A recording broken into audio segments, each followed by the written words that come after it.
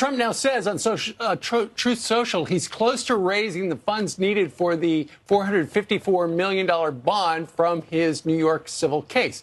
Trump writing on Truth Social, quote, "Through hard work, talent, and luck, I currently have almost $500 million in cash, a substantial amount of which I intend to use in my campaign for president."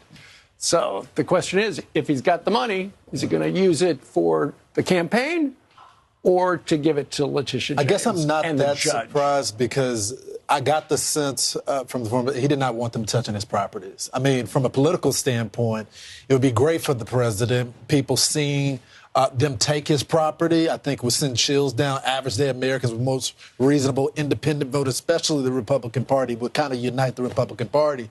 But I think there's so much of his family name when it comes to these businesses that he didn't want them being touched. I don't blame him. See what happens. You could also get it knocked down. The Letitia James crusade against Donald Trump is disgusting and is a threat to every American. When you have prosecutors who are elected to office on a promise of going after one particular individual as she campaigned on, then go on to keep a campaign promise using the legal system to do it, it's unjust. And this particular case reveals how ugly that is. In this case, you're talking about a crime for which there was literally no identifiable victim. The people who did business with Donald Trump weren't individual consumers. They were sophisticated financial institutions who made money from their dealings. And yet Letitia James is using a consumer protection statute to literally make up numbers and say, hey, you have hundreds of millions of dollars in penalties that you owe. You have bond to post by a particular date of an unreasonable magnitude that even no billionaire is regularly able to meet.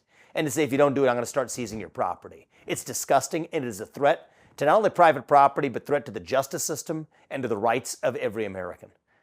All right, guys, so we got to talk about the current lawfare against Trump, okay? As all eyes are on New York woke deranged Attorney General Letitia James as she prepares to attempt to seize Trump's assets as a part of the $450 million fine that was levied against him as a result of the fraudulent business fraud judgment that was issued against Trump. And again, this is so obviously fraudulent, okay, that you have real estate investors like Kevin O'Leary, Mr. Wonderful from Shark Tank, going on social media, going on the liberal media as well too, and raging against this ruling here from the judge and this political persecution from Letitia James in regards to how this is going to affect business owners in New York, okay? If you fall out of line with the liberal or Democrat establishment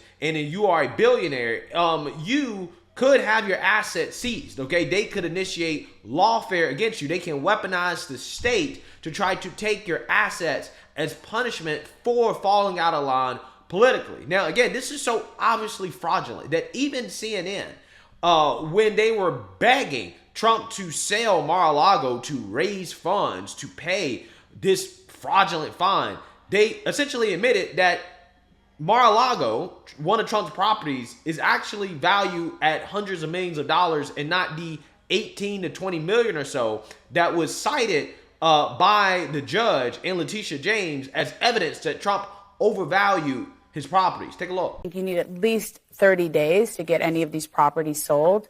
But the property that you alluded to, Mar-a-Lago, potentially that could be something that could be sold quickly. I think the valuation is something in the hundreds of millions, and I think there could be a buyer for something like that. And that would be literally, if you're talking about doing that between now and Monday, that's picking up the phone, calling someone, and them literally writing a check. Yeah, I mean, there could be plenty of international people who want to buy that property. I mean, there's properties that are priced at 150 and 200 million that are nearby that. And Palm Beach is like the NVIDIA, of real estate. It's just shot up like a rocket. And people do want to live there. They've moved there. So I think that would be the best case scenario as to property. If he's trying to sell quickly, I would encourage that. So, all right. Now, that's 240 million estimated. I mean, who knows? You know, he's a desperate seller. In this case, someone picks up the phone and makes that call this week. So I don't know what it'd be. That's still half of what it would be. Wow. You just listen to that. Listen to that, okay? The judge in Letitia James says evidence that Trump overvalues his properties is that Mar-a-Lago is only worth 18 to 20 million, which again is just ridiculous to think about, okay? Anybody with any knowledge whatsoever of real estate, even basic elementary knowledge, knows that that's just not true, okay? And they say, well, Trump overvalued it by hundreds of millions of dollars.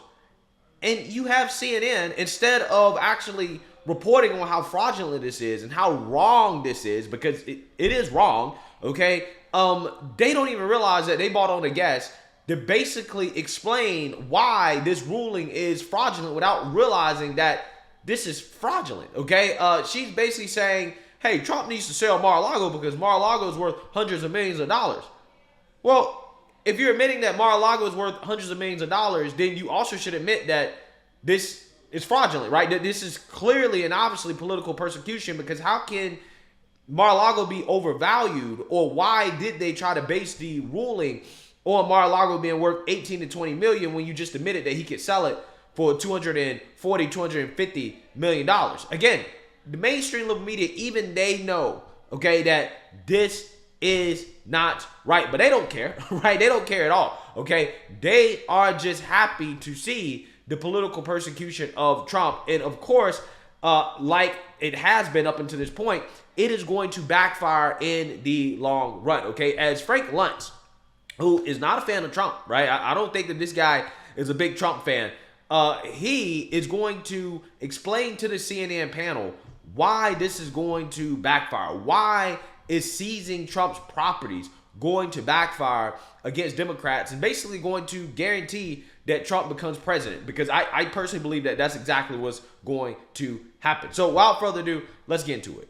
Frank, the politics of this. Folks in the Biden campaign are already starting to refer to Donald Trump as broke Don, which is interesting. And then, yeah, I mean, not only is that interesting, but it's also just ignorant, right? It's just financially ignorant to say that Trump is broke. Trump is not broke, okay? There's a difference between net worth and how much cash you have on hand. I think everybody should understand that real estate is an illiquid asset, which means that you can't get access to the cash value of that asset very quickly, right? It's going to take time to sell it, which again is part of the reason why, you know, this is so fraudulent in my opinion, because Letitia James knows that, you know, it's going to take time for Trump to actually get that cash, okay, considering that a lot of his net worth is in illiquid assets. But again, liquidity is how quickly can you turn an asset into cash. So for example, more liquid assets, or the most liquid asset is cash, because cash is cash. But, you know, you have mutual funds, bonds, stocks, you know, things like that. Those are pretty liquid, okay, because you can easily just sell those very quickly and get cash, okay? But again, Trump is not broke. In fact, Trump is about to get a hell of a lot richer due to Truth Social about to go public. Take a look. CNN's Matt Egan is here with the details. This is fascinating. John, it is fascinating. Donald Trump looks like he's on the verge of a massive financial win. His social media baby, Truth Social, is finally about to go public after years of legal delays. Shareholders are likely to greenlight a merger between Trump Media and a blank check company called Digital World Acquisition. Now, if you look at a live look at that stock price, pre-market it is up 3%. The higher this stock goes, the richer Donald Trump is, at least on paper, because this deal calls for Donald Trump to own about 79 million shares of the new company. So at these prices, we're talking about a stake that is worth more than $3 billion. That's huge. That is almost 10 times the bond that he's supposed to post by Monday in New York. Yeah, so you seen that, you heard that. Okay, Trump is about to get billions of dollars richer. Okay, so to call Trump broke is just financially ignorant. Okay, anybody that's saying that Trump is broke because he doesn't have enough cash to pay this fraudulent bond, which who knows, maybe he does. Okay, maybe he's just bluffing. I don't know. I have no clue. Okay, but anybody that's saying that Trump is broke is just stupid, right? Do not listen to them when it comes to anything finance related. They have no idea what they're talking about. Okay, but here's the kicker though.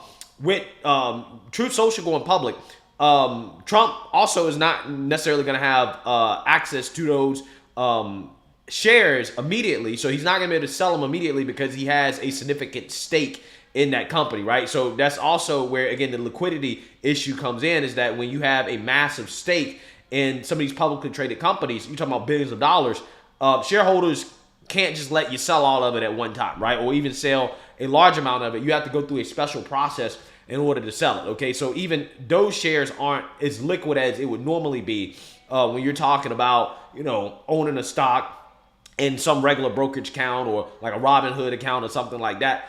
No, right? So that's the unfortunate part about it. But again, the fortunate part is that, again, Trump is going to get a whole lot richer while these brokies are trying to call Trump broke. But anyways, that's neither here nor there. And then there is the possibility that the New York Attorney General, Letitia James, would have to start or would start seizing assets, maybe even buildings. How do you think that would play? I want you to remember this moment, and don't forget it. If the New York Attorney General starts to take his homes away, starts to seize his assets, it's all going to be on camera. Pundits are going to sit there and scream about this. This man cannot be elected. You're going to create the greatest victimhood of 2024, and you're going to elect Donald Trump. If they take his stuff, he's going to say that this is proof that the federal government and the establishment and the swamp in Washington and all the politicians across the country and the attorneys generals and all of this, that this is a conspiracy to deny him the presidency. He's going to go up in the polls just like he went up every single time they indicted him. The indictment, let's not talk about whether it's justified or not, but it will prove the things that he's saying on the campaign trail, and he will go up, and it may just elect him president. Do not forget that. And I say this to the Attorney General right now. If you play politics on this, this is what the secretaries of state did in Colorado and what they did in, I believe it was Maine. His numbers went up in both states.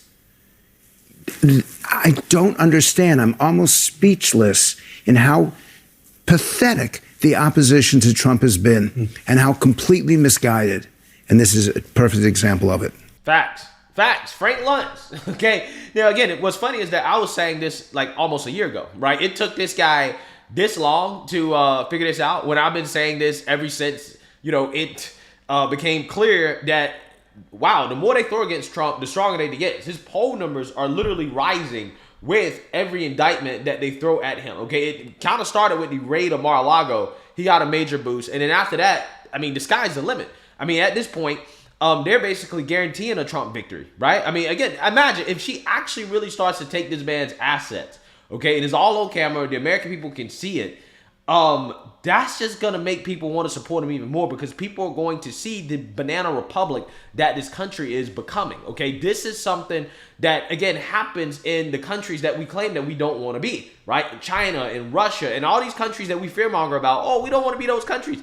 We're literally turning into that country, right? Because of Democrats, okay? Because of Democrats and their overt authoritarianism, okay? Everybody knows this is wrong. Everybody knows this is fraudulent, okay? And to see Democrats try to seize the assets of their political opponents in what clearly and obviously, again, is fraudulent political persecution, it's going to backfire. It's going to guarantee he's going to be president. And also what's going to happen, too, is going to make it much more likely that Trump, if he becomes president, is going to seek revenge. 100%. 100%. Okay? So, again, all these things they claim they're afraid of, like Trump becoming president, Trump getting revenge if he becomes president, they're going to be responsible for it. Now, again, you know, hopefully they realize that, hey, this is not going to work. We need to stop doing this, right? Because it's just wrong, okay? But, you know, hey, if they want to keep doing it, then they're basically guaranteeing that Trump becomes president. What do you think about that? I mean, my biggest question, this is the beauty of Frank having his job, which I don't have, is that happened, what you're talking about, Maine, Colorado, when you're talking about what happened in a primary. And while I don't disagree with the optics, I've spoken to people inside Trump world who are saying, instead of bankruptcy, we sit in the peace. Come to Trump Tower, please. We'll have cameras there. We'll have that fight. We'll win that optics battle. I think the bigger question is, in a general election, and given the fact that the Biden campaign has really latched on to this in a way that they haven't in most legal issues that he's dealt with. I've been surprised to hear that. He was joking about it last night at a fundraiser as well that was off camera. Which, again, is just stupid, right? Broke down. Brokies talk about how a billionaire is broke. Again, crazy to me. Whether or not that rise in the polls can carry into a general election. And you'd know better than, I mean, you're talking to people, you'd know better. How is Donald Trump beating Joe Biden when he's got 85 indictments that still exist? Felonies. How is he beating Joe Biden with the economy getting better and things cleaning up? Okay, you got, it's still have inflation, you still got immigration, Trump is leading, and in the 7 swing states, Trump is up by the margin of error in 5 out of 7. Why is that happening? Because his critics are stupid, and they're running a horrible campaign. And for those people who do not want Donald Trump back, they should be thankful that the people who are orchestrating his loss are as pathetic, and they don't understand the American people. Yeah, this network, right? This whole network. He's talking to this network, okay, who, you know, their whole network is dedicated to criticizing Trump. But yeah, he's right, 100%. Okay, that has been the case up until this point. That's why, you know, when people say, oh, well, if Trump is found guilty, that is going to make it so it's going to be harder for him to win. I'm like, I don't know, man. I think if Trump is actually found guilty of any of these charges, his poll numbers will probably just keep going up, right? I mean, the more that they attack him, the more that his poll numbers go up, the stronger that he gets. It's something I've never seen before in politics, and we truly are living in a fascinating and scary moment in American history that I think 100 years from now, assuming that the woke revolutionaries haven't completely written the history books, right? If the history books are written correctly, you know, we're going to look back on and say, wow, these people, Democrats, I mean, they were authoritarians, right? These people were fascists, right? This was fascism in the United States that we're dealing with from these Democrats. And, you know, it really is a truly unique moment in American history that we're living in. And I don't think people really understand that. But hey, let me know what you guys think. Make sure you like, comment, and subscribe. Most importantly, share a Black conservative perspective. Peace.